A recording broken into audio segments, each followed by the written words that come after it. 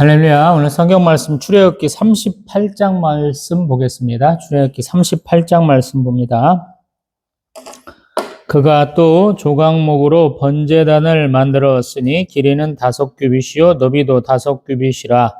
네모가 반듯하고 높이는 3규빗이며 그 네 모퉁이 위에 그 뿔을 만들되 그 뿔을 제단과 연결하게 하고 제단을 노수로 쌌으며 제단의 모든 기구 곧 통과 부삽과 대야와 고기갈고리와 불 옮기는 그릇을 다 노수로 만들고 제단을 위하여 놋그릇을 만들어 제단 주위 가장자리 아래에 두되 제단 절반에 오르게 하고 그 놋금을 네 모퉁이에 채를 꿰 고리 넷을 부어 만들었으며 채를 조각목으로 만들어 놋으로 싸고 제단 양쪽 고리에 그 채를 꿰어 매게 하였으며 제단은 널판으로 속이 비게 만들었더라. 그가 놋으로 물두멍을 만들고 그 받침도 놋으로 하였으니 곧 회막문에서 수종드는 여인들의 거울로 만들었더라. 그가 또 뜰을 만들었으니 나무로 뜰의 남쪽에는 세마포 포장이 100규빗이라. 그 기둥이 20이며 그 받침이 20이니 놋이요 기둥의 갈고리와 가름대는 은이며 그 북쪽에도 100규빗이라. 그 기둥이 20이며 그 받침이 20이니 놋이요 기둥의 갈고리와 가름대는 은이며 서쪽의 포장은 50규빗이라. 그 기둥이 10이요 받침이 10이며 기둥의 갈고리와 가름대는 은이며 동으로 동쪽에도 50규빗이라. 문 위쪽의 포장이 15규빗이요 그 기둥이 3이요 받침이 3이며 문 저쪽도 그와 같으니 뜰 문 이쪽 저쪽의 포장이 15규빗씩이요 그 기둥은 3씩 받침이 3씩이라. 뜰 주위의 포장은 세마포요 기둥 받침은 놋이요 기둥의 갈고리와 가름대는 은이요 기둥머리 싸개는 은이며 뜰의 모든 기둥에는 가름대를 꿰었으며 뜰의 휘장문을 청색, 자색, 홍색 실과 가늘게 꼰 배실로 수놓아 짰으니 길이는 20규빗이요 너비와 높이는 뜰의 포장과 같이 5규빗이며 그 기둥은 넷인데 그 받침 넷은 놋이요 그 갈고리는 은이요 그 머리 싸개와 가름대도 은이며 성막 말뚝과 뜰 주위의 말뚝은 모두 놋이더라. 성막 콕 증거막을 위하여 레위 사람이 쓴 재료의 물목은 제사장 아론의 아들 이다말이 모세의 명령대로 계산하였으며 유다 지파 홀의 손자요 우리의 아들인 부살렐은 여호와께서 모세에게 명령하신 모든 것을 만들었고 단 지파 아히사막의 아들 오홀리압이 그와 함께 하였으니 오홀리압은 재능이 있어서 조각하며 또 청색, 자색, 홍색 실과 가는 배 실로 수놓은 자더라. 성소 건축 비용으로 들인 금은 성소의 세겔로 29달란트와 730세겔이며 개수된 회중이 들인 은은 성소의 세겔로 100달란트와 1775세겔이니 개수된 자가 20세 이상으로 60만 3,550명인즉 성소의 세겔로 각 사람에게 은 한 배가 곧 반세겔씩이라. 은 100달란트로 성소의 받침과 휘장 문의 기둥 받침을 모두 100개를 부어 만들었으니 각 받침마다 한 달란트씩 모두 100달란트요 1775세겔로 기둥 갈고리를 만들고 기둥 머리를 싸고 기둥 가름대를 만들었으며 들인 놋은 70달란트와 2400세겔이라. 이것으로 회막문 기둥 받침과 놋제단과 놋그물과 제단의 모든 기구를 만들었으며 뜰 주위의 기둥 받침과 그 휘장문의 기둥 받침이며 성막의 모든 말뚝과 뜰 주위의 모든 말뚝을 만들었더라. 아멘. 할렐루야. 출애굽기도 지금 거의 끝나죠. 언제 다해 항상 성경이 그렇게 마련인데 우리 시편 150편 정도 되지 않는 이상은 이렇게 한 40주 정도 창세기는 한 50주 이렇게 다루면 끝나요. 그래서 창세기 같은 경우 쭉 다루는데 근 1년이 가지만 출애굽기는 그거보다 좀 덜 걸리죠. 근데 읽다 보면 좀 빨리 가는 것 같고요. 막상 시작하려고 하면 언제 다 해 이렇게 되거든요. 그래서 성경은 조금 빨리 읽으면 좋겠지만 그런 습관이 안 들으신 분은 좀 천천히, 또 자기가 속독하다 그러면 조금 속도를 좀 줄여야 되는. 제가 한참 소설책 볼 때는 300페이지 다 보는데 하루 좀 더 갔던가 이런 것 같아요. 하루에 읽어봐야 열몇 시간이겠죠. 저는 주인공 이름도 잘 못 외우고 스토리도 별로 관심 없고 그냥 읽다 보면 그냥 넘어가는 그런 정도였던 것 같아. 너무 등장인물들이 많으면 싫어하고 그 등장인물들이 너무 많이 요렇게 저렇게 인적 관계 맺고 있는 거 다 하는 것도 싫어하고 막 그래. 이게 드라마나 영화화 또는 연극으로 만들기가 좋은 책들은 저하고는 좀 안 맞았던 것 같아. 그냥 보면서 그냥 즐길 수 있는 그런 정도가 딱 맞았던 것 같아. 성경이 그런 면에서 굉장히 좋아요. 왜? 등장인물이 그렇게 많지 않아. 그냥 등장인물이 많을 때는 가만히 보면 그냥 군중, 지나가는 우리 행인으로 취급해도 어떤 때는 충분한 것 같아. 그래서 어려운 거죠. 저한테도 계부와 족보는 굉장히 어려워. 왜? 그 한 사람 한 사람을 다 주인공처럼 다뤄주니까 성경은 제 읽는 습관하고는 안 맞는 거야. 그래서 굉장히 어려워하죠. 근데 왜 그랬는지를 생각하면 감사한 거죠. 그 한 사람 한 사람이 주인공이다라는 거예요. 하나님의 백성이다라고 얘기해 주는 거니까 충분히 좋은 것이죠. 출애굽기 37장에서 언약궤, 상, 등잔대, 분향단 만들었다 그랬어요. 36장에서는 휘장, 회막을 만들었고 오늘 보니까 38장에서는 번제단, 물두멍, 성막 울타리 만들었다 그래요. 그래서 앞에서 25장에서 34장까지 얘기한 거는 조금 순서가 바뀌었다. 여기서는 먼저 천막을 치고 그 안에 들어갈 물건들을 만들었고 그 다음에 우리 38장에서 바깥에 있는 물건들을 만들었다. 그리고 총 얼마나 들었는가 얘기하고 있다라고 단순하게 볼 수 있겠죠. 항상 재료가 조각목이라는 거. 조각목, 씨띠나무. 저는 갔을 때 이런 아름드리가 없었는데 여기서 보면 굉장히 판이 넓죠. 넓어. 그게 조금 문제인 것 같아. 넓게 쓴다라는 자체. 그러니까 요거를 잘 쪼개야 돼. 굵은 것도 있어야 되고 굵은 것을 잘 판으로 쳐야 돼요. 톱으로 켜거나 도끼질을 하거나 아니면 칼로 치거나 그랬을 때 균일한 우리 두께를 유지해야 한다고 말씀드릴 수 있는 거죠. 그래서 소위 말해서 삼판, 제재소 같은 게 필요해. 근데 그거에 대한 언급은 없잖아요. 뭔가 재주 좋은 사람이 있는 거예요. 그래서 브랄레가 오홀리압이 단순하게 이름이 와 있는 게 아닌 것 같다라는 거. 규격을 맞춰야 된다 항상 그랬죠. 받침이 있고 낄 수 있도록 서로. 우리 한옥의 좋은 점은 뭐냐면 못을 안 쓰고도 서로 잘 겹쳐질 수 있도록 깎아갖고 정교하게 맞추는 거죠. 우리 중남미 지역에 있는 그 석기시대 문명들 보면은 거기가 그런 특징이 있잖아요. 돌을 깎았어. 톤 단위로 세어야지 마땅한 그 돌들을 깎아가지고 그거를 다 이음매로 딱 끼워놔가지고 거기에도 지진 많이 일어나는데 끄떡 없어. 지진이 나도.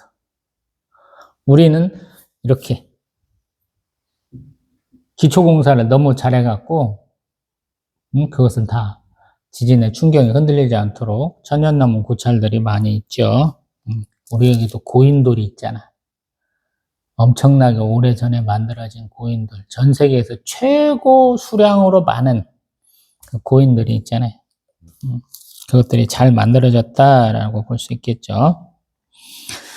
그 다음에 우리 번제단 만들었는데 번제단만 만든 게 아니고 각종 기구를 만들게 되죠. 그 다음에 번제단에서 생각해 보려는 것이 2절 내 모퉁이 끝에 뿔이 있다라는 거예요. 뿔. 뭔가 좀 뾰족 솟는 게 있다는 거야. 이거를 기억해 놓으면 11개나 역대를 읽었을 때 조금 재밌죠. 이거 잡고 나 좀 살려주세요 하는 사람들이 있잖아. 사무엘서 같은 경우. 역사적으로 조금 의미가 있는 것이고요. 그 다음에 이 조각목에다가 노수로 도금을 했다는 거, 입혔다는 거야. 그래서 불을 막 떼서 제물들을 태우는데, 화재로 드리는데, 견딜 수 있다라는 거야. 나무 태우면 나무가 타잖아요. 근데 그 나무에다가 노수를 입혔다. 그래서 녹는점을 엄청 높였겠죠. 그래서 불을 견딜 수 있게 했다. 이것을 좀 우리가 이해하면 되고요. 5규빗이니까 대개 50cm. 규빗은 이 팔꿈치 여기서부터 가장 긴 중지까지 길이에요. 대개 45cm로 잡기도 하고 누구는 50cm로 잡기도 하는데 그냥 단순 계산으로 50cm로 잡으면 뭐 이거 2.5m잖아요. 2.5m야. 가로 세로 2.5m야. 제가 172니까 제가 이렇게 팔 들은 것보다 조금 더 높아요.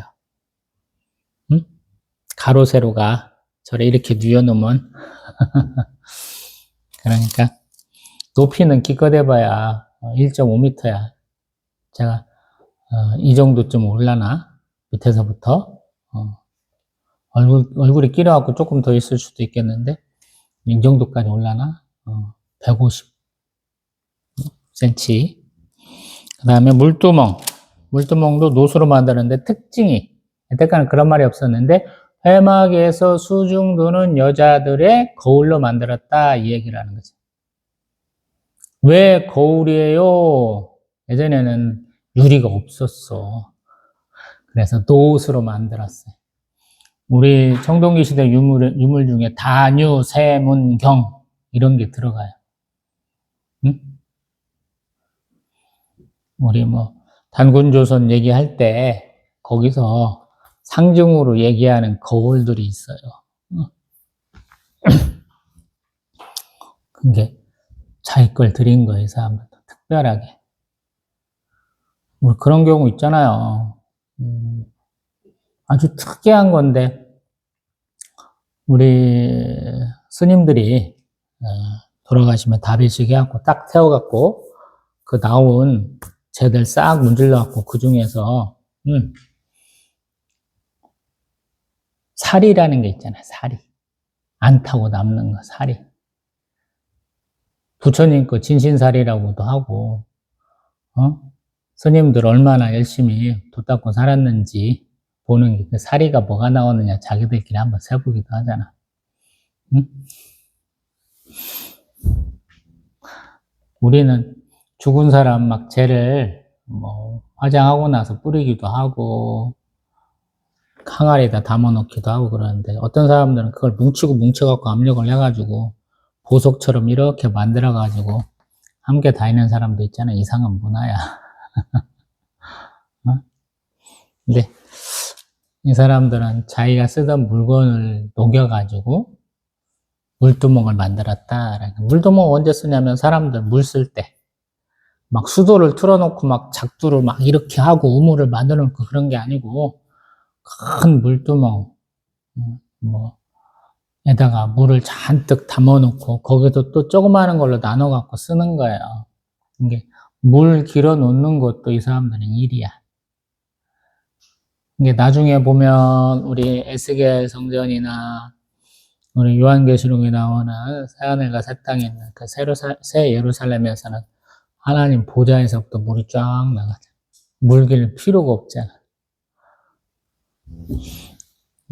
아마 이런 어려움이 있어서 그랬은 건지도 모르겠고, 이제 헤롯 대왕 성전 정도 가면은 이제 있었을 거야, 아마 우물. 사이즈 비교가 안 될 정도로 엄청나게 커지거든요. 그 다음에 성막 울타리는 어느 정도냐? 남쪽이 약 100규빗이래. 50m짜리라는 거야. 항상 동쪽이 열려 있어요. 항상. 저한테는 이게 거의 동쪽이거든요.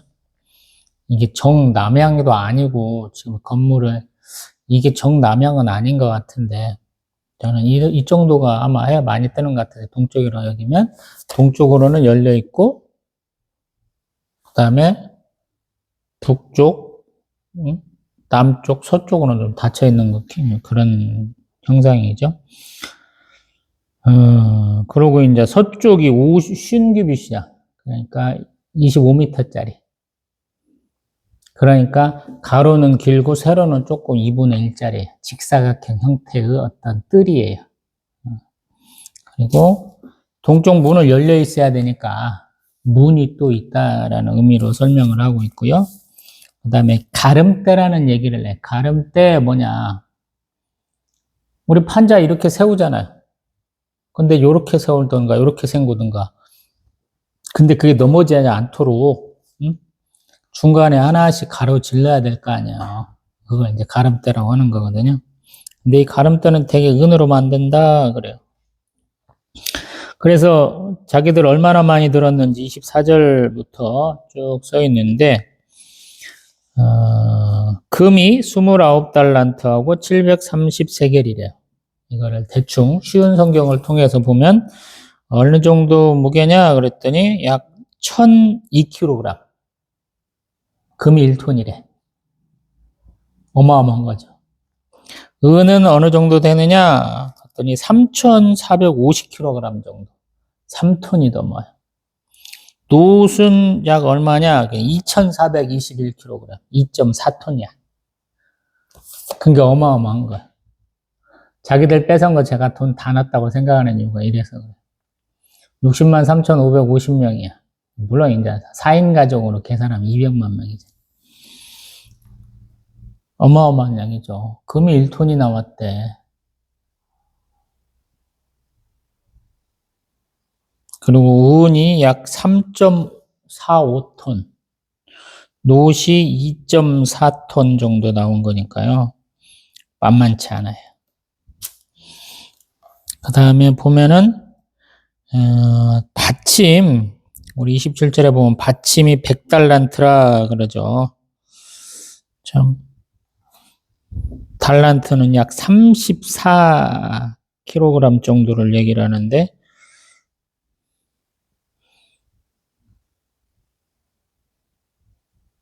받침 하나다 34kg. 은이 34kg. 받침 하나다. 그러니까 잘 움직이진 않겠죠. 우리 가다 보면 풍선도 있기도 하고 뭐 이렇게 뭐라고 그래, 그 홍보 같은 거 하는 거 붙여놓은 거 있잖아요.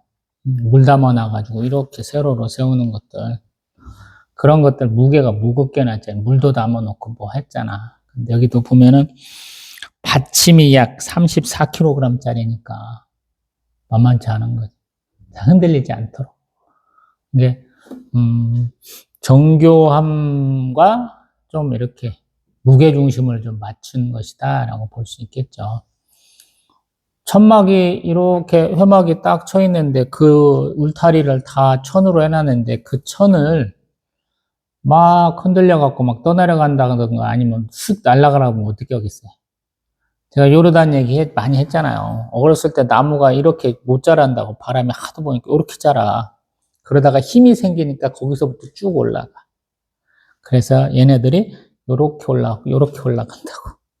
양쪽에 심었으니까 요렇게 올라가.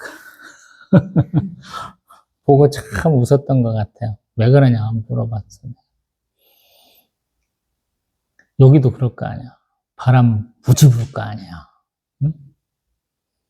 그러니까 그 바람을 건지려면 얼마나 튼튼하게 만들어야 되겠어요.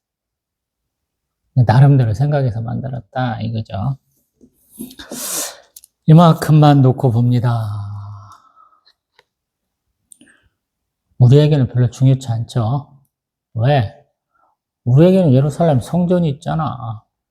다 없어졌지만 통곡의 벽이라고 다윗 왕의 성벽만 남아있죠.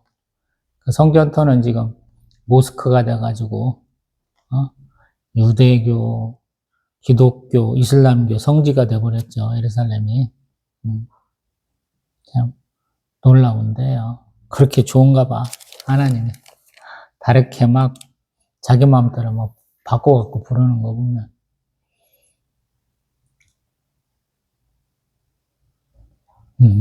그래서 항상 사람들이 장소를 중요하게 했는지 모르겠어요. 사마리아 수가성면이. 우리는 그리심산에서 예배하는데 니들은 예루살렘에서 예배드려야 된다며? 이렇게 얘기하는 것 같잖아요. 예수님은 그게 중요치 않다라고. 장소에 구애되지 않는다. 예수님이 장소에 구애됐으면 예루살렘에서만 빙글빙글 도시하셔야 되는데 그렇지 않잖아요.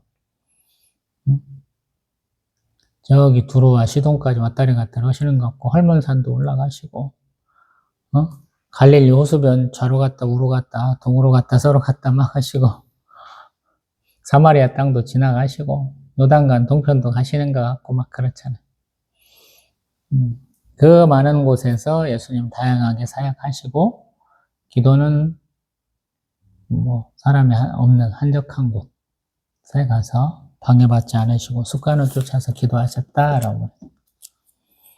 우리도 마찬가지죠. 교회의 가장 큰 역할 중에 하나를 제가 항상 기도처 이렇게 부르잖아요.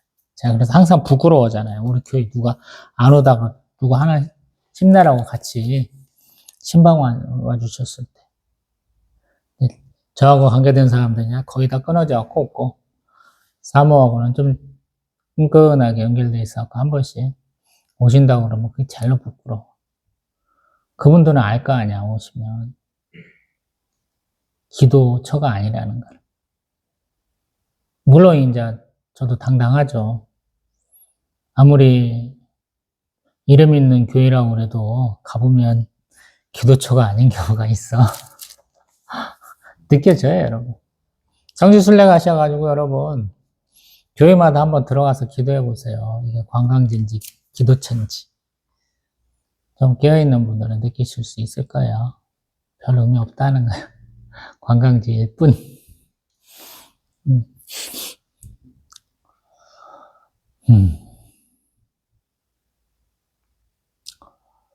왜 우리는 아직도 이걸 읽고 있을까요? 유대인들은 왜 모세오경을 아직도 가장 기본으로 열심을 다하고 있을까요? 지금 이스라엘이 잘 먹고 잘 살잖아요.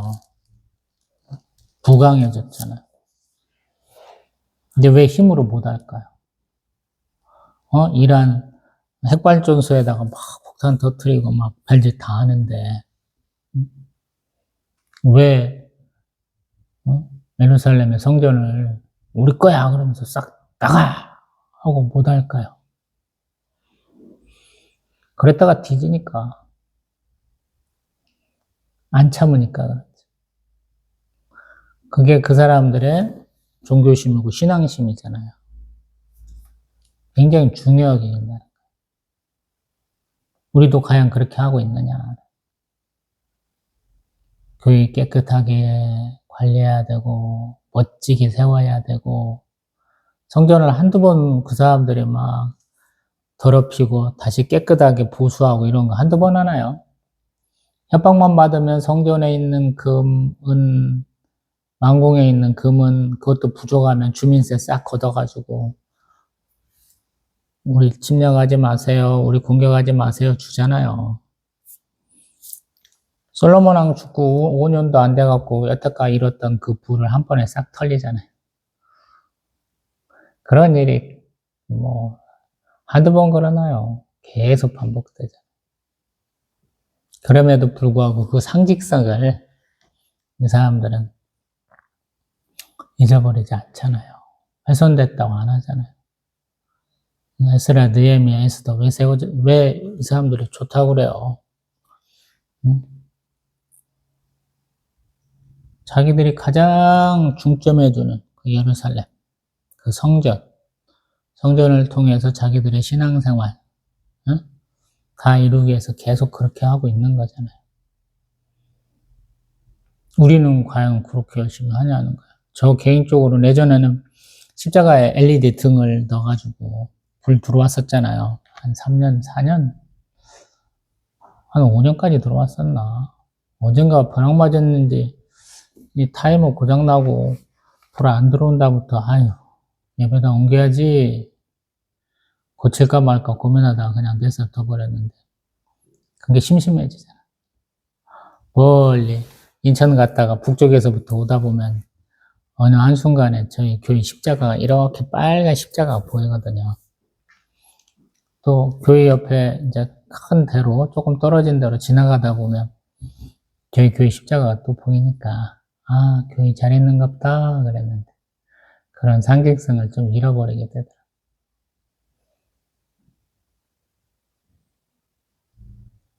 예전에 이제 제가 신앙생활을 김제 예수사랑교회에서 했으니까 아침에 이제 그때는 꽃장 사러 다닐 때요.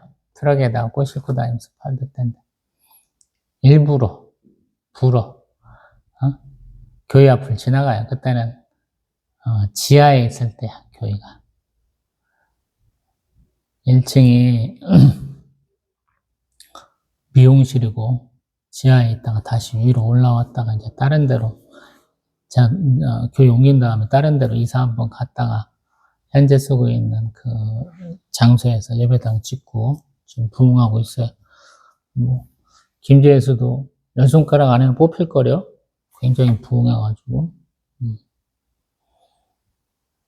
그때는 그게 좋았던 것 같아요.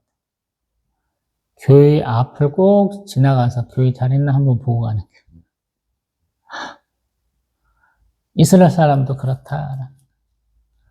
자기들의 상징이야. 이게. 나중에 스데반 집사님도 굉장히 협박받으셨잖아요. 깜도 안 되는 것들을 막 덤벼갖고 우리 스데반에서 성령 충만해갖고 야 니들 성경을 알아 그러면서 모세하고 쫙 풀어가지고 성전이 뭐야? 여기 있는 회막에 대한 얘기까지 딱 하고 니네들 천사가 전한 율법이 뭔지는 알아? 그러시죠. 예수님은 성전을 모독했다 이런 혐의를 받으셨고 스데반 예수는 성전과 율법에 대한 거 우리 사도 바울은 성전과 율법과 백성을 모독했다 그래서 점점 제목이 커졌죠. 과연 우리는 어떻게 바라보느냐라는 거죠. 그래서 많은 분들이 성전에도 엄청난 돈들을 투자하잖아요. 멋있고 크고 웅장하게 지으려고. 어떤 분들은 우리 불교나 다른 대중 종교에 비해서 기독교가 그 기념비적인 건물들이 많이 적다 그래서 일부러 더 크게 지어야 된다 하시는 분도 있더라고요. 한편으로 맞고 현재 지어진 건물들이 너무 커. 어떤 면에서는 우리도 충분히 크잖아요. 옛날 얘기지. 근 30년 사이에 지어진 예배당들이 얼마나 높고 큰데요. 근데 뭐랄까 교회보다 높지 않은 건물들이 많았을 때에 비하면 조금 서운한 면이 있긴 하죠. 근데 이 사람들은 자기들 집보다는 컸겠지.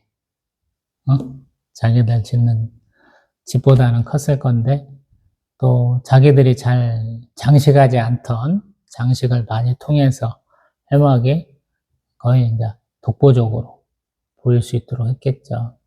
근데 그러기 위해서 많은 사람들이 수고했어야 된다라는 자원하는 심령으로 많이 들여야 됐다고. 금만 1톤이야.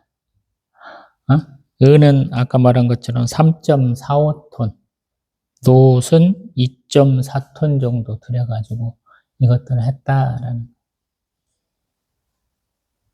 그거 언제 다 녹여갖고 언제 다 두들겨갖고 언제 다 맞췄는지 모르겠어요. 그래서 제가 항상 바빴다라고 말씀드리죠.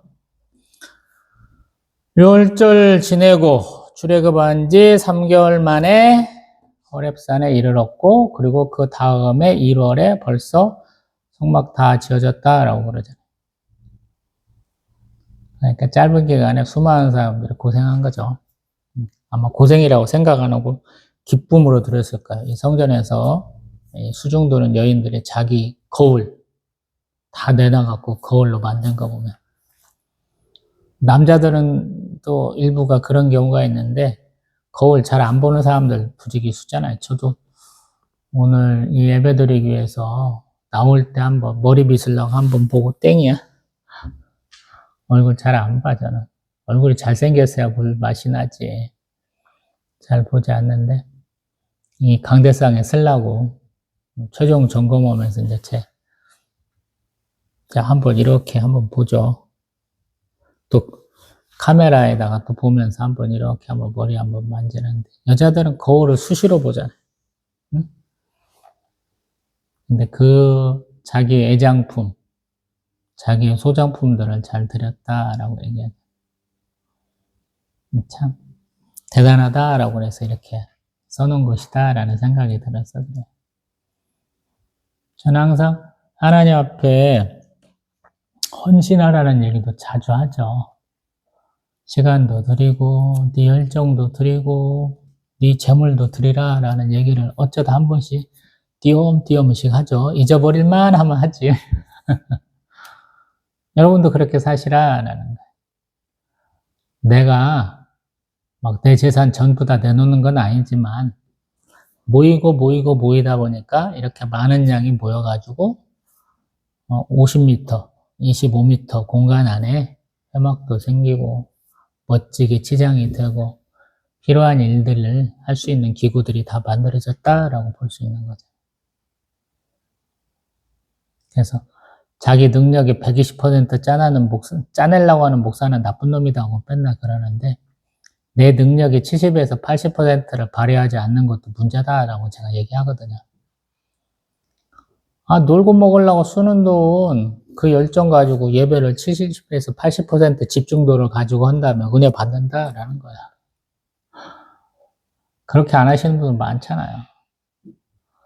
마지막 부교육자 사회 가면서 제가 정말 치를 떨었잖아요. 목사님이 딸 둘에 아들 하나예요. 사위 둘이 성가대야. 방송실에서 봉사도 하고. 근데 이 사위가 아버지가 목사야. 목사님들끼리 사돈 맺어갖고 딸 4명, 아들 4명 결혼을 시킨 거야. 이 목사 아들이자 목사 사위가 성가대석에서 하는 꼬라지를 보면 어떤 때 화가 나. 뭐가 불만이야, 항상. 그러니까, 앞에서 찬양할 때는 찬양을 하지. 근데 찬양 끝나고 나면 뭐 하는가 이렇게 볼 기회가 있으면, 나이가 걔도 한 30대 중반은 넘었던 것 같은데, 한참 전이니까. 걔도 핸드폰을 못 놔. 예배 시간에 핸드폰을 못 놓더라고. 참 불쌍해. 내 아들 내미가 그럴까 봐. 이 습관이잖아요. 예배 드리는 것도. 맨날 졸려하고, 재미없어 하고, 딴짓하고. 이게 습관으로 굳으면 평생 그러고 살 거잖아요. 지금도 뭐가 불만이지, 막, 컹컹컹컹 막 그러면서 난리가 아니야. 더운가. 어? 항상 예배 잘 드리세요, 여러분. 딴 얘기 할 게 없어. 그리고 남이 뭔 일 할 때 가만히 있지 마. 좀 따라해. 어떤 경우에는. 하나님 앞에 헌신하는데 따라가면 좋잖아. 혼자만 있지 말고. 아이씨, 니들이 다 했어? 그래. 부족해갖고 나보고 하라고 할 때 해야지. 이런 마음은 되게 안 맞아. 그런 교회라면 이상한 교회예요. 예배당 지어놓고 건축원 거 뭐라고 맨날 강요하는 이상한 교회 되지 말라고. 자발적으로 해야지. 그래서 한국교회가 좀 문제죠. 항상 얘기하잖아. 60, 70년대 땅 거지 말고 땅 투기할 때 개척하라는 얘기도 했잖아. 모여라 돈 나라 집 짓자 맨날 했다고. 이 세상 사람들 하던 얘기고 우리한테도 하던 얘기예요.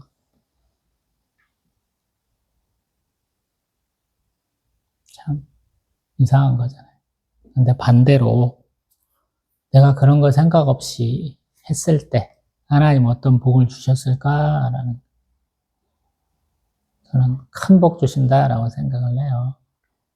저도 그랬잖아요. 우리 아는 분 중에 하나 나하고 직접적으로 관계도 없어. 저희 사모하고 관계되고 그 양반의 남편이라고 내가 얘기했잖아. 어느 날 갑자기 11조가 하나 더 왔더라고. 그분이 우리한테 11조 해준다고 개척한 지 얼마 안 돼갖고 참 감사하더라고. 그런 분이 있어서 제가 여태까지 버텼지. 뭐 돈이 있어요. 제가 뭐 능력 있어. 그래서 그런 분 복 주시라고 한참을 기도를 했죠. 결국에는 그분도 선교사로 나가셨어요. 자질이 있어서 하나님이 다 그렇게 하셨는지도 모르겠어요. 말씀을 맺습니다. 성령의 감동이라고 그래서 매 모든 성경을 감동으로 받을 수는 없어요. 근데 가만히 있다 보면 젖어들어. 제가 사랑과 삼투압은 서서히 스며드는 것이다 라고 말씀을 드려봤죠. 근데 성령의 감도 서서히 와요. 오늘 막 내가 큰 은혜 받고 싶어 이렇게 되는 게 아니고 욕심대로 해서 은혜 받는 게 아니고 가만히 있다 보면 야 대단하다. 한 사람 한 사람의 정성이 모여갖고 저렇게 됐구나. 조그만 데다가 코딱지만하게 짓는 줄 알았더니 아니구나. 우리는 티끌모아 티끌이다 그러잖아요. 티끌모아 태산이 되는 게 아니고 티끌모아 티끌이라고. 우리도 저축하는 나라가 아니고 이제 저축하는 백성들 아니고 투자하자 그러잖아요. 투기에 가깝잖아. 우리 땅 투기에서 돈 벌었잖아요. 요즘에는 땅 투기 못하게 하겠어. 우리 이재명 대통령이 부동산 투자해서 주식 투자로 바꿔보겠다라고 열심을 내는데 아직까지 한 1년 사이에 별론 것 같죠? 주식 투자하려면 한국 시장에다 하지 말고 미국에다 투자하자. 그 말이 맞는 것 같아. 너무 어려워. 난이도가 어려워. 조금 주가가 뛰면은 대주주라고 하는 사람들 경영진에서 막 팔아. 대놓고 팔아. 그리고 쓰잘데기 없이 유상증자한다고. 응? 그 돈 받아갖고 뭐 좋은 것도 하는 것도 아니고 빚 갚는 데 쓴다고 그러고 전혀 관계없는 사업한다고 그러고 또 어떤 놈은 돈은 잘 버는데 주가는 안 올라가. 왜 안 올라가? 내 자식한테 넘겨주려니까 주가 올라가면 큰일 나거든. 별의별 이상한 짓도 많이 하더라. 어떻게 돌아가는 판속인지도 몰라. 그러니까 미국 주식 한다는 분들이 맞는 것 같다는 생각이 들어요. 저도 3분의 1은 미국 주식 투자해야지 하고 있었는데 3분의 1은 안 되는가 봐. 한 6분의 1, 7분의 1 정도는 미국 주식이 되더라고요. 신앙생활도 마찬가지. 본교회에다가 모든 걸 다 쏟지는 마세요. 예전 같으면 제가 1000번째 이런 거 드리지 말고 1260일 42달 기도하라고 그랬잖아요. 그 기준이 난이도를 올리려면 본교회에 가서 예배드리면 돼. 1000번째 드려봐야 뭐 집에서 드리는 것까지 다 포함을 하시더만 땡도 없으시더만. 저는 1260일 기도가 거의 여기서 드린 기도야. 어머니 장례식 때문에 빼먹은 거 빼고는 다 여기서 드렸어. 예배당에서. 난이도가 엄청 올라가요. 근데 주식 투자도 잠깐 얘기했는데 본교회 활동에다가 다른 활동을 좀 섞으시라고. 내 개인의 경건의 시간과는 좀 다른 거예요. 공식 예배를 드릴 때 본교회 와서 예배 드린다라고 뺀나오면서 멀리 사는데 굳이 새벽 예배 드리겠어요? 그래서 부교육자 맨날 우리 집까지 와서 나 태우고 가고 태워다 줘요. 이런 거 하지 마시고요. 가까운 교회 가셔서 새벽 예배 드리세요. 뭐가 어려워? 그리고 좀 선교사님이나 이런 분들하고 좀 교제하실 수 있으면 좀 하시는 것도 괜찮은 것 같아. 좀 돌아가는 판속을 좀 알아야지. 선교사님들이 다 똑똑하다고 제가 말 안 하죠. 띠란 분들 많다고 딴 데못 가잖아. 근데 그분들의 성향을 좀 가만두시고 나하고 다른 점도 보면서 내가 어떤 신앙생활을 하고 있는가 이걸 한번 점검하라는 거예요. 나의 좌표를 한번 찍어보라는 거야. 우리는 내 삶의 위치가 어딘가를 한 번씩 점검해야 될 일이 있잖아요. 그러면 교회 활동 얼마나 하고 있느냐? 또 우리는 하나의 교회의 공동체잖아. 전 세계적인 공동체잖아. 공동체적 활동으로 뭐 하고 있는가 한 번씩 보시라는 거야. 그러면 조금 내가 잘하고 있나 모르고 있나를 좀 드러나게 돼요. 내가 말 안 해도. 그런 걸 좀 하시라고. 그러면 조금 더 헌신하게 되고 조금 더 노력하게 될 것이다 라는 거예요. 한국 교회는 너무 정체되어 있고 우물안 깨구리 같아. 제가 꼭 팔던 사람이니까 화분갈이를 해야 돼. 뿌리가 너무 길어지면 어차피 모세관에서 양분도 뽑고 물도 뽑아 먹거든요. 그래서 분재가 요따마한 거, 코딱지만한 거에서 있어서 몇십 년간 살 수 있었던 이유가 계속 조그마한 모세 뿌리, 자그마한 가는 뿌리들을 많이 내게 괴롭혀서 그래. 항상 3분의 1 정도로 깎아내버리거든, 뿌리를. 그래서 새 뿌리가 또 나와. 근데 많은 분들이 그 이치를 모르더라고. 그냥 고인물이야. 굳은 신자야. 그러니까 내 위치가 뭔지도 모르고 내 활동이 어떤지도 모르고 그냥 나 이대로 쭉 왔으니까 좋은 거야 이렇게 착각하시더라고요. 나무도 크면 옮겨 심어야 돼. 뿌리도 조금 잘라내야 돼. 가지도 쳐야 돼. 안 그러면 죽어요. 가지도 너무 빽빽하면 가지도 잘라가지고 공기가 통하게 해줘야 그 안에 이파리들이 줄기도 더 굵어지고 그래요. 단순한 원리를 모르시니까 꽃도 못 키시는 분들이 대부분이긴 하지. 이해는 하는데 신앙생활도 꼭 그렇게 하시더라고. 그래서 드리는 말씀이에요. 그래서 보면은 앞에서 얘기한 것과 뒤에서 얘기한 거는 순서도 조금 다르고 섞인 것들이 많다. 앞에는 계획이고 뒤에는 결산이다. 계획대로 되지는 않잖아요. 항상 모든 일이 대부분이. 그래서 결산을 했을 때 결산을 가지고 앞에 계획을 한번 돌아보면 더 좋잖아요.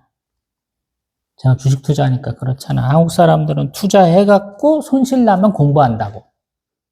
저도 그랬잖아. 지난 한 달 반 동안 얼마나 손실이 많이 나는지 뼈가 아프더라고. 새치도 엄청 났잖아요. 좀 스트레스 많으니까. 예전보다 한 달 반 전보다 수익이 조금 더 나고 있어요, 요새. 왜냐하면 주가가 올라가고 있잖아.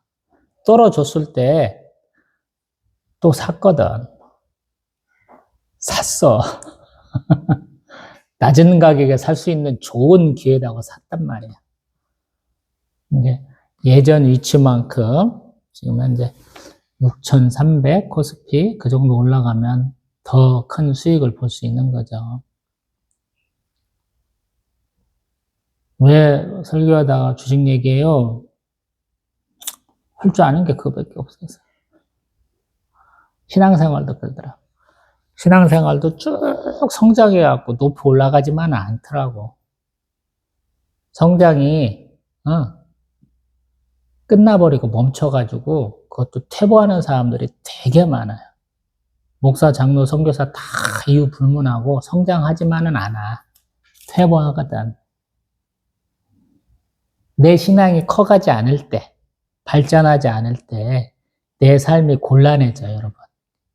굉장히 곤란해져. 특별하게 영적 권위를 가지고 사역해야 되는 목사나 우리 선교사나 장로 권사님 때문에 그런 걸 피부로 느낄 수 있을 거예요. 많은 분들이 고백은 안 하지만. 아니면 무덤덤해갖고 그 원인을 잘 생각을 못 할지도 모르겠지만 저의 이런 관점을 갖고 자신의 삶을 한번 봐보세요. 안 그런가? 신앙이 막 커가지는 않아. 어느 정도 정체되면서 신앙이 팍 떨어져. 그때 한번 바라봐야 되는 거야. 내가 제대로 하고 있는지. 믿음을 가지고 계속 활동하고 있는지 보라는 얘기예요. 보면 이상한, 우리로 말하면 테마주라고 그래. 주식에서는. 실적도 아무것도 없어. 이게 좋다더라. 이제 정치인들 막 이렇게 지금 뭐 지방선거가 곧 다가오니까 했잖아요. 대통령 선거 때도 마찬가지고 국회의원 선거 때도 마찬가지고 뭐 테마주라고 그래서 그냥 건너 아는 사람이야. 근데 그 사람하고 관계됐다고 갑자기 기업 주식들이 팍 올라가거든. 근데 선거철 가까이 오면 다 떨어져. 실적이 없으니까. 실제로 관계가 없어. 학교 다닐 때 같이 봤지? 때 끝. 세월이 뭐 수십 년 지난 사람들이 뭔 접점이 있다고 그러겠어요. 의미가 없잖아. 신앙생활도 꼭 그렇게. 나의 어떤 노력, 나의 공부가 가지 않고, 우량주라고 생각할 수 있는 대형교회, 유명한 목사, 방송 출연 많이 하는 목사, 책을 많이 쓴 목사, 이런 분한테 사람들이 많이 기대갖고 신앙이 막 커질 거라고 막 집중 투자 많이 하시잖아요. 나 아니라고 내가 항상 말하잖아. 택도 없다고. 어떤 분은 뭐 주식 투자하는 얘기 하는데 갑자기 유튜브 다른 거 조금 잠깐 주의 좀 바꾸려고, 주의 좀 환기하려고 봤더니 장경도 목사님 막 오거더라. 이 시대에 한참 인기 있는 우리 부흥사로서 장경동 목사님의 그 위치를 우리가 절대 깎아내릴 수 없을 정도잖아요. 근데 되게 많이 욕하더라고. 그 양반은. 기분이 상했어. 상한 게 느껴져. 예전에 우리 교회를 다니면 목사님, 뭐 부목사님, 전도사님, 뭐 권사님들이 신방들을 자주 다녔잖아요. 근데 요즘엔 그런 게 없다는 거야. 대형화되고 그러니까 그런 걸 못하는가 봐. 그리고 이제 봄철 대신방 기간이 좀 지나갔을 때죠. 요즘에는 신방도 안 받는다고 그러시잖아. 많은 분들이 귀찮다고. 신방하면 목사님 신방비 드려야 되고 모르는 사람들 집안에 드려야 되니까 귀찮잖아. 대접해야지 또. 그러니까 많은 분들이 안 하잖아요. 예전 같으면 이제 제가 여기 마지막 부교육자 사회관 담임 목사님 막 뭐라고 욕도 많이 하는데 담임 목사님 신앙생활 어떻게 하셨냐? 어렸을 때 얘기를 한번 이 말을 해주시더라고. 이북에서 넘어온 여자 전도사님이야. 이 양반이 신방하는 방식은 어느 기간에 해야겠다고 무조건 하는 거야. 그래서 지금 좀 있으면 이제 모내기를 하겠죠. 아직까지는 아닌데 모내기 철쯤에서 신방하신다고 그러면 여자 전도사님 막 부르면서 쪽쪽이 오면은 야 우리 예배하자 그러면서 모심다가 다 집에 가고 예배드려야 돼. 너무 자연스러운 것이고 그걸 당연하게 여겼다라는 거예요. 저도 얘기하잖아요. 아팠을 때 당연하게 신방하잖아요. 요즘엔 안 한다라는 거예요. 많이 변했어 세월이. 이게 한국 교회가 월드 표준이 아니야. 월드 스탠다드가 아니야. 굉장히 변형돼서 웃겨요. 그러니까 그런 걸 한번 비교해 보시라고요.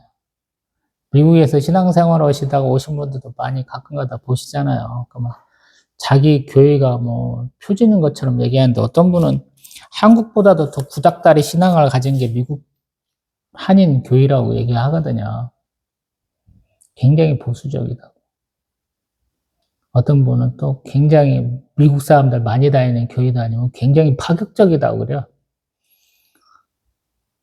백인 예배하고 또 흑인 예배하고 또 달라요. 흑인이 많은 교회는 제가 이렇게 보면 굉장히 또 시스터 액트처럼 찬양도 소울이 아주 풍성하게 흑인 연가도 부르시면서 재밌게 드리는 분도 있더라고요.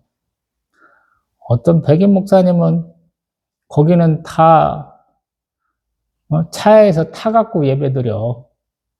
예배당도 없어. 그냥 마당이야. 그냥 거기다가 차들 딱 와. 문 열어놓고 목사님 마이크 잡고 얘기하면 거기서 끄덕끄덕 하다가 그냥 쭉 가. 그렇게 자유롭게 드린다라는. 근데 우리 이제 서유럽 쪽, 동유럽 쪽 예배는 거기가 더 전통이 오래됐잖아요. 미국식보다. 그러니까 거기가 우리하고 좀 비슷한 예배들을 많이 드리시거든요. 그런 거 한번 경험을 해보라는 거예요. 그래서 정규 예배를 잘 드리시고,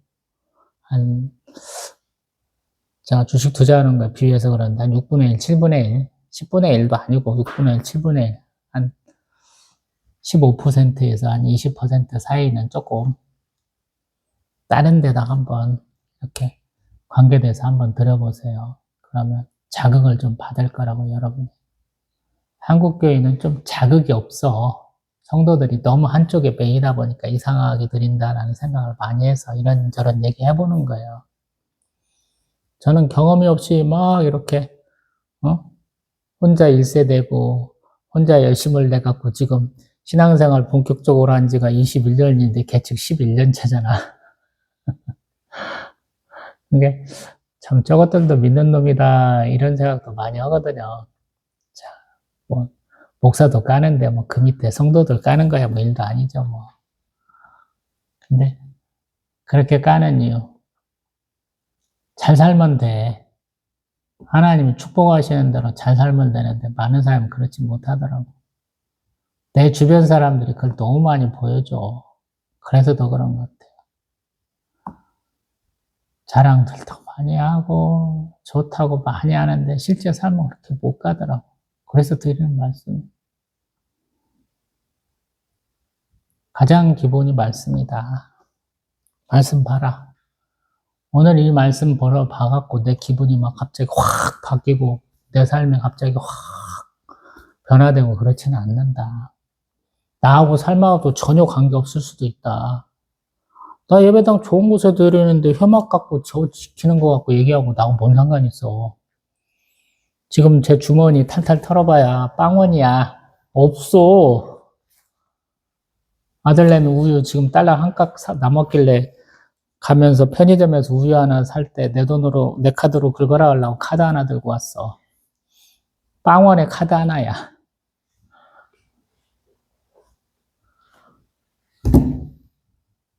그래도 예배는 즐거워야 되고, 하나님은 나에게 선하신 하나님이죠. 좋으신 하나님이라는 거예요.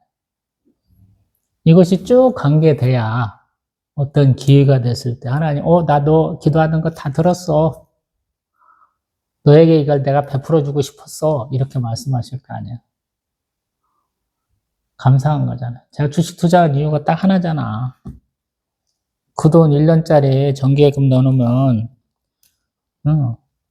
1,000만 원짜리 넣으면 20만 원도 안 주던 때잖아요. 저한테는 한 달에 적어도 50만 원이 필요한데 1년 놔둬봐야 20만 원밖에 안 줘. 그래서 주식 투자하기 시작한 것이고 하나님이 감동 주셔갖고 투자한 것은 이만큼 벌고 있어. 내가 욕심내서 하는 것은 이만큼 벌고 있어. 왜 이렇게 잘 떨어지는지 몰라. 그래서 드리는 말씀이에요. 뭘 하라는 얘기가 아니고 성령의 감동을 하라고. 내가 시도하지 않았던 걸 하나님이 하게 하시더라고. 저는 항상 트라우마를 많이 갖고 있다고 하잖아요. 영화에 대한 트라우마도 있고 사람 만나는 거에 대한 트라우마도 있고 굉장히 소심하고 굉장히 나약한 사람인데 하나님이 그걸 다 극복하게 하신다고. 돈 문제도 그렇더라고요. 이제 외부 헌금 없어도 되겠어. 몇 년간은. 그 걱정을 없애버리시더라고요. 한 달에 막 50만 원, 60만 원씩 한 2년간 주시니까 얼마나 감사하고 얼마나 평안하게 왔는지 모르는데 갑자기 그걸 2년도 안 돼갖고 툭 끊어져 보니까 막 제가 막 미쳐버리겠더라고요. 걱정도 많고. 근데 그거를 1년도 안 돼갖고 하나님 해결하고 계시더라고요. 그 말씀 드리려고 그래요. 내 삶의 형편은 막 위로 갔다 떨어졌다 위로 갔다 옆으로 갔다 막 꼬라박았다가 다시 올랐다가 막 천방지축 풍선 빵빵하게 팍 불었다가 탁 놓으면 휙 돌아가고 막 하는 것 같은 인생이긴 한데 하나님을 예배해 놓으셨다라는 그것이 말씀이더라. 이게 제가 항상 말씀을 길게 하면 요지가 없는 거야, 어떤 면에서. 이 말씀을 뭘 전해야 될까요? 라고 요지가 없어요. 10분 만에 끝낼 수도 있는데 10분에 끝낼 수는 없잖아. 이런저런 얘기를 해봐요. 이게 딱 그래요. 아버지 스타일이야, 이거는. 아버지는 전혀 낯선 사람하고 대화한다. 제가 항상 그랬죠. 나이 많은 분도 괜찮고, 자기 딸버린 애도 괜찮고, 참 누가 봐도 단정하신 분도 괜찮고, 누가 봐도 껄렁껄렁한 애도 괜찮아. 아버지는 그냥 얘기하시더라고. 하나님 앞에 우리가 단정한 사람일지, 껄렁한 사람일지 저는 잘 몰라요. 저는 단정하고 이쁜 아들은 아닐 거야. 하나님 앞에. 그냥 항상 얘기했듯이 못난이 막둥이야. 근데 그 못난이 막둥이가 어떻게든 아빠하고 대화하고 싶어 하면서 이렇게 얘기한다고 생각을 해보세요. 어떻게든 이 말씀 안에서 하나님이 나에게 뭔가 감동을 주셨을 거야. 근데 내가 못 찾고 있어. 그러면 그 자리에서 무기적무기적 거리고 막 버텨봐야지. 하나님 왜 이렇게 오늘 이 말씀 주셨어요. 제가 어떤 의미로 해석해야 될까요? 이 얘기를 하긴 해야 되는데 뻘쭘해서 못 하잖아. 계속 버텨. 버텨. 버티다 보면 어느 날은 정말로 하나님이 큰 은혜 주실 때가 있어요. 그리고 원래 공부는 머리로 하는 게 아니고 엉덩이로 한다 그러죠. 공부는 머리로 하는 게 아니야. 엉덩이로 해. 앉아있는 시간이 결국에는 중요해. 대부분의 사람들한테. 신앙생활도 똑같아. 하나님 앞에 앉아있어야 돼. 내가 싫어하는 대부분의 사람은 그거를 기도하는 시간이라고 한다는데 나는 반대야. 나에게 있는 상황, 하나님께 질문해야 하고 기도해야 되고 간구해야 될 그 상황을 붙들고 있으라고. 그 자리에 앉아있는 것만이 기도하는 게 아니라고. 그 문제를 붙들고 있는 게 기도라고. 집중 몇 자리도 기껏해야 한두 시간밖에 안 되는 것들이 맨날 내 앞에서 가오잡기를 하는 말이야. 뭐 쥐뿔도 없는 것들이. 나는 하나 기도 제목 갖고 몇 년씩도 기도하는데 니네는 그런 거 있어? 없겠지. 떼써갖고라도 무조건 정해진 시간 안에 해결하는 걸로 항상 해왔으니까. 이게 호흡이 짧은 거예요, 그런 사람들은. 인내심이 없는 거예요. 사도의 표가 된 것은 모든 참음과 능력과 기사와 표적을 행한 것이죠. 참는 거야, 일단은. 하나님 앞에 궁금한 것도 참고, 하나님 앞에 화나는 것도 참고, 하나님 두려운 것도 참고 해보는 거예요. 말씀을 맺습니다. 헌거 또 할 때가 가장 어렵죠.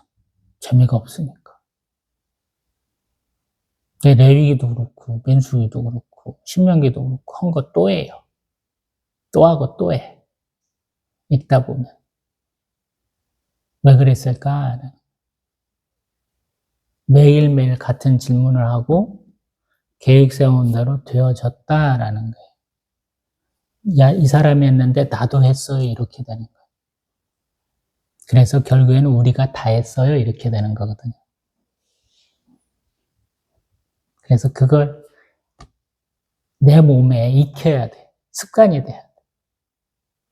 그러면 신앙생활이 조금 편해지지 않을까라고 생각해요. 이건 나이하고 상관없는 것 같아요.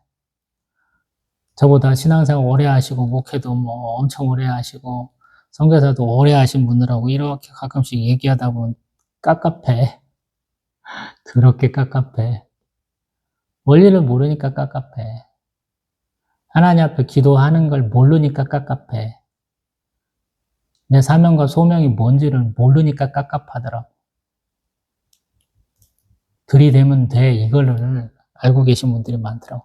들이대도 안 되는 건 안 되는 거야. 그래서 드리는 말씀. 39장으로 또 뵙겠습니다.